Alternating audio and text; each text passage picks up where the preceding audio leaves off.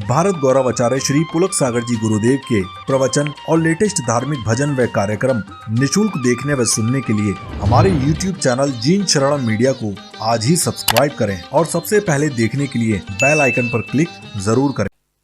रात ही मैंने निर्णय ले लिया है कि अब मुझे ये घर छोड़ देना चाहिए।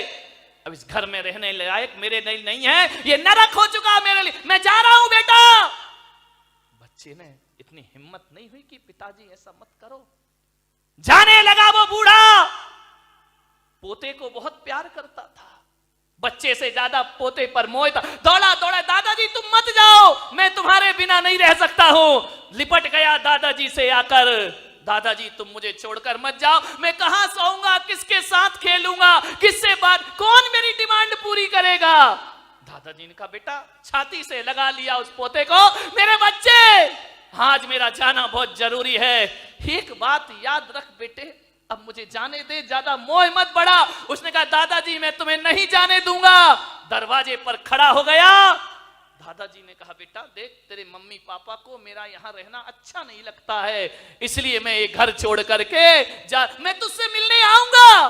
तू स्कूल जाएगा तो रास्ते में मिल लूंगा, सड़क पे मिल लूंगा। उस पोते ने कहा कि दादाजी चाहे कुछ भी हो जाए मैं तुम्हें जाने नहीं दूंगा।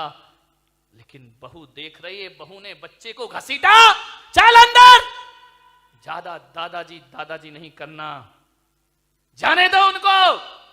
बच्चा दौड़ा दौड़ा गया दूसरे कमरे में। ठंडी के दिन थे, कड़कड़ाती ठंड। एक कंबल उठा के लाया। दादाजी आप कुछ नहीं ले जा रहे ना, ये कंबल ले जाओ। ये मेरी दादी का कंबल है, वो हरिद्वार गई थी तो वहां से खरीद के लाई थी। ये मेरे मां बाप का नहीं है। मां ने कहा चल दे दे कंबल, क्या बिगड़ता, इससे अच्छा कंबल ले आएंगे। दादाजी के कंबल दिया पोते ने, उसने छाती से लगाया कंबल को। यही मिला उसे पूरी जिंदगी में, जिसके लिए मकान दुनिया सब कुछ बसाई, ये कंबल हाथ लगा है लास्ट में। क्या मिलता इस आदमी को, कुछ नहीं। कंबल ले जाने लगा, पोता आया, बोले ठहरो दादाजी, ऐसे मत जाओ। आप जा रहे हैं, आपने मकान अपने बच्चे को दे दिया, ये सारा पैसा बहू को दे, मुझे क्या दिया आपने। अरे उसने कहा तू तो अभी बहुत प्यार कर रहा था बेटा, मेरे पास क्या है, ये माँ बाप तेरे हैं, ये मकान तेरा। नहीं दादाजी, आपसे मैं बहुत प्यार करता हूं, थोड़ी निशानी मुझे आपकी चाहिए। क्या लेगा बच्चे मेरे से, मेरे पास कुछ नहीं है। कैंची लेकर आया, कंबल को आधा काट दिया। मां ने कहा पागल, ये कंबल क्यों काटा है, ना तेरे काम का रहा ना दादाजी के काम का रहा, दो टुकड़े कर दिए। बोले मां मैं जानता हूं ये कंबल दादाजी के काम का तो नहीं रहा, लेकिन मेरे बहुत काम का है कंबल। बोले क्यों। बोले जैसे आप दादाजी को घर से निकाल रहे हो, और बड़ा होकर जब मैं तुम्हें निकालूंगा तो आधा कंबल तुम्हारे बहुत काम आएगा जिंदगी में, ध्यान रखना।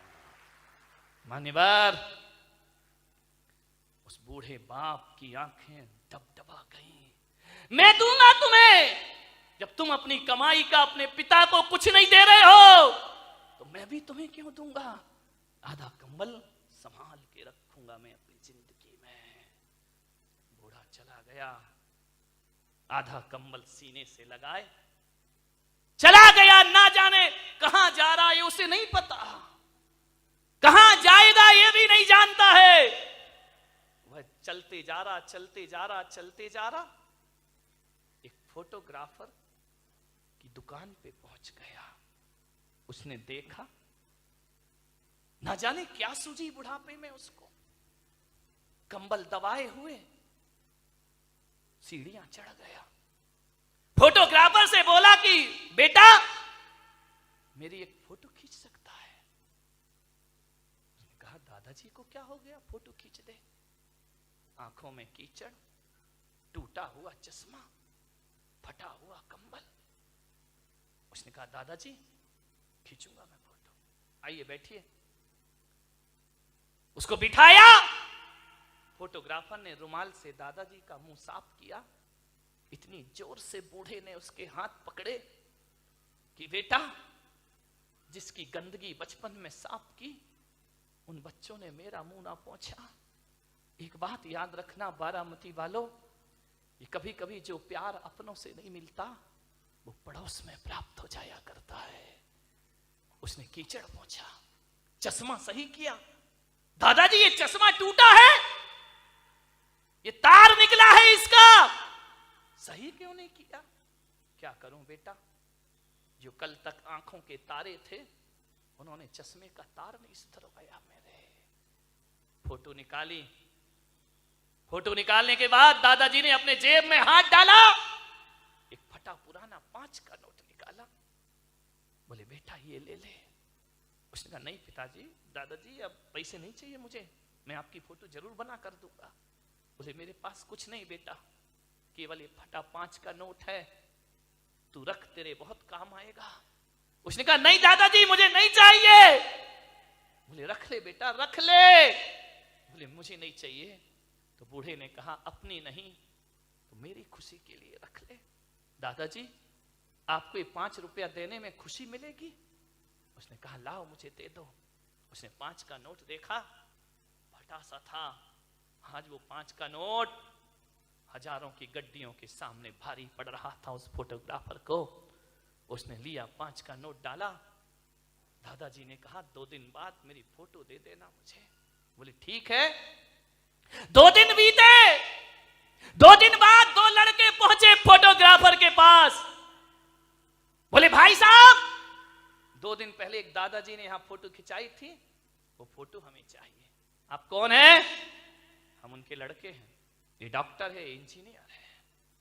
आप उनके लड़के हैं, आपको कैसे पता कि फोटो खिंची है? बोले बड़ा अफसोस है कि जिस दिन मेरे पिता तुम्हारे यहां से फोटो खिंचा के जा रहे थे और इन सीढ़ियां उतर रहे थे, आगे पहुंचे हैं और एक जोरदार ट्रक की टक्कर में उनका एक्सीडेंट हुआ और वो दुनिया में नहीं रहे। जब हमें सूचना मिली हम गए, जब तक प्राण पखेरु उड़ गए। उनके कुर्ते के जेब में तुम्हारी दुकान की रसीद पड़ी थी, बस वही रसीद लेकर हम तुम्हारे यहां आए हैं। वो फोटो तो दिखाओ जरा। फोटो दिखाई, अरे ये फोटो खींची है तुमने? ये फटे से कपड़े, टूटा सा चश्मा, आंखों में कीचड़। बोले एक काम करो, कंप्यूटर का जमाना है, इसमें एडिट कर दीजिए, अच्छी शेरवानी पहना दो इनको, सोने की चेन डाल दो गले में, एक अच्छी कुर्सी पर इन्हें बिठा दो, इनका चेहरा थोड़ा सा बदल दो। उसने कहा भाई साहब बहुत पैसा लगेंगे। बोले देंगे 5,000 रुपए लगेंगे। बोले देंगे 5,000 रुपए। ये वो औलाद जिसने जीते जी बाप को 5 रुपए नहीं दिए, वो 5,000 की फोटो ले रही है। उस आदमी ने पूछा कि आप इतनी बड़ी फोटो क्यों बनवा रहे हो? बोले परसों हमें इनका उठावना करना है, इस समाज में हमारी इज्जत का सवाल है, ध्यान रखिए। हम उनकी ऐसी फोटो नहीं लगा सकते हैं, हमारा भी स्टेटस है, हमारा भी स्टैंडर्ड है।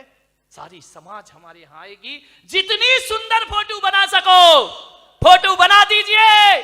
कल सारे लोग श्रद्धांजलि सभा में उपस्थित होंगे। ये है माँ बाप का सम्मान। फोटोओं पर फूल चढ़ाने वालों, जीते जी 2 शब्द प्यार से नहीं बोलते हो। कैसी औलाद है कि जीते जी बाप के लिए नए कपड़े नहीं आते, मर जाए तो नया कफन खरीदने दौड़ते हो। ध्यान रखिए मेरे भाई, आपसे निवेदन है, लाशों पर फूल मत चढ़ाना, कोई बात नहीं है। जीते जी बाप से फूल जैसी बातें जरूर किया करो, तुम्हारा जीवन सार्थक होगा। यह संस्कृति होना चाहिए भारत की। मेरे सानिध्य में मुझे बड़ा दुख है कि मैं संत होकर मुझे एक वृद्धाश्रम बनाना पड़ा जहां बुजुर्ग लोग रहा करते हैं। ऐसे ऐसे लोग आते हैं मेरे पास आंसू बहाते, हर एक घर की दुनिया से बाहर निकल के देखो, अपने ही घर को दुनिया मत समझिए।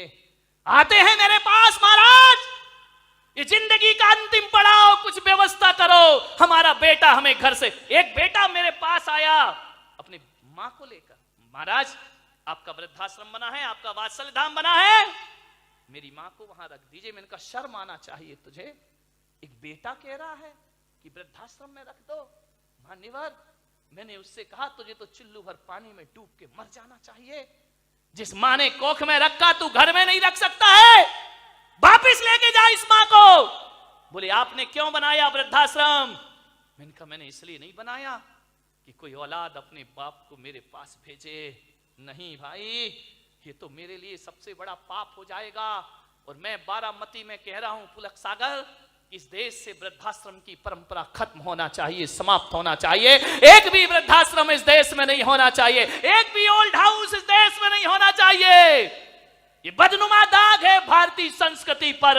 लाल किला शान हो सकता है, कुतुब मीनार शान हो सकती है, ध्यान रखना, ताजमहल शान हो सकता है देश की, लेकिन वृद्धाश्रम देश की शान नहीं है।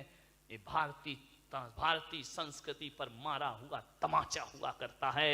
एक बेटा माँ बाप को वृद्धाश्रम में रखता है। मैंने उसे 1 घंटे समझाया, बेटा माँ को मत निकाल अपने घर से।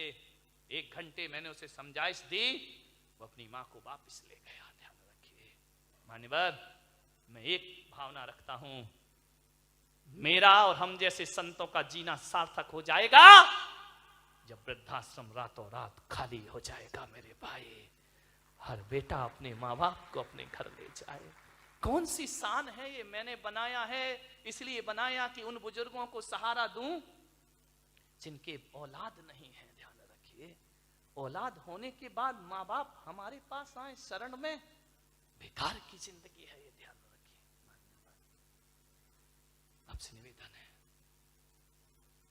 एक बूढ़ी मां जिसने औलाद को पढ़ाया लिखाया, लेकिन वो औलाद उस मां से नफरत करती थी। धिक्कार है वो औलाद जो मां से नफरत करती है, पिता से नफरत करती है। यही नफरत थी उसे बस। वो कहता था मां तू मेरे सामने मत आया कर, तू मनहूस है, मैं तेरा चेहरा देखना पसंद नहीं करता हूं।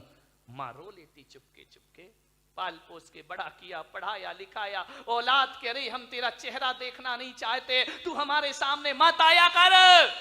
मां आती, मां की ममता थी, बेचारी क्या करे, स्कूल जाती, टिफिन देने जाती, बच्चे का भोजन देने जाती। बच्चे से कोई पूछता कि ये बुढ़िया कौन है, तो मालूम है वो ऐसी औलाद, ऐसी कायर औलाद जो अपने दोस्तों को कहता ये नौकरानी है जो हमारे घर से हमें टिफिन ला के देती है। मां जब सुनती तो सीना छलनी हो जाता उसका, ये नौकरानी है, ये काम वाली है। घर में आके झगड़ा करता, तू टिफिन लेके मत आया कर मेरे स्कूल में, मुझे बहुत नफरत है तुझसे। ऐसी औलाद जिसके लिए ईश्वर के सामने हाथ फैलाए, आज वही ईश्वर का वरदान उसे अभिशाप लग रहा है। औलाद पसंद नहीं करती है। एक बात ध्यान रखना, मां कैसी भी हो, मां तो मां होती